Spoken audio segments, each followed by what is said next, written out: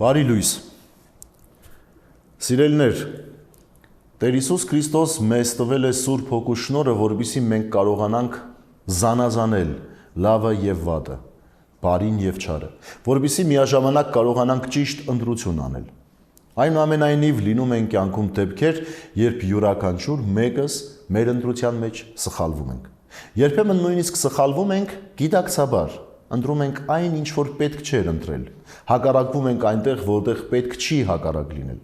Եվ արդյունքը դառնում է այն, որ մենք կուրանում ենք, այո, հոգևոր կուրության ենք գնում։ Եվ սա ավելի դատապարտելի է, որովհետև ճանաչում ենք ճշմարտությունը եւ փաստորեն մերժում ենք այն։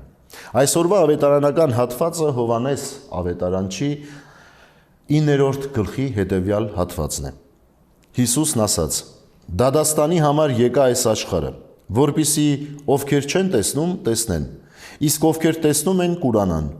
Փարիսեցիներից ոմանք, որ Հիսուսի հետ էին, այդ լսեցին ու նրան ասացին. «Միթե մենք էլ կույր ենք»։ Հիսուսը նրանց ասաց. «Եթե կույր լինեիք, մեղք չէիք ունենա, բայց հիմա ասում եք, տեսնում ենք, եւ ձեր մեղքը ձեր մեջ հաստատ է մնում»։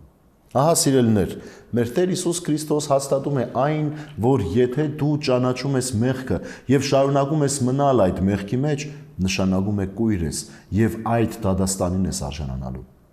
Այսօրվա խորհուրդը, սիրելիներ, այստեղ է թաքնված։ Արդյոք մենք տեսնում ենք, թե ոչ։ Արդյոք մեր հոգևոր աչքերը բաց են ճշմարտությունը զանազանելու, տարբերակելու այն վատից, այն սխալից, որ կա մեր իրականության մեջ։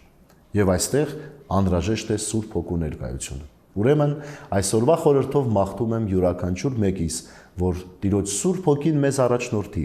Եթե մենք տեսնում ենք եւ վստահ ենք, որ տեսնում ենք, ուրեմն թող որ մեր ընտրությունը եւ մեր հոգևոր ճանապարհը արդար ու ճիշտ լինի։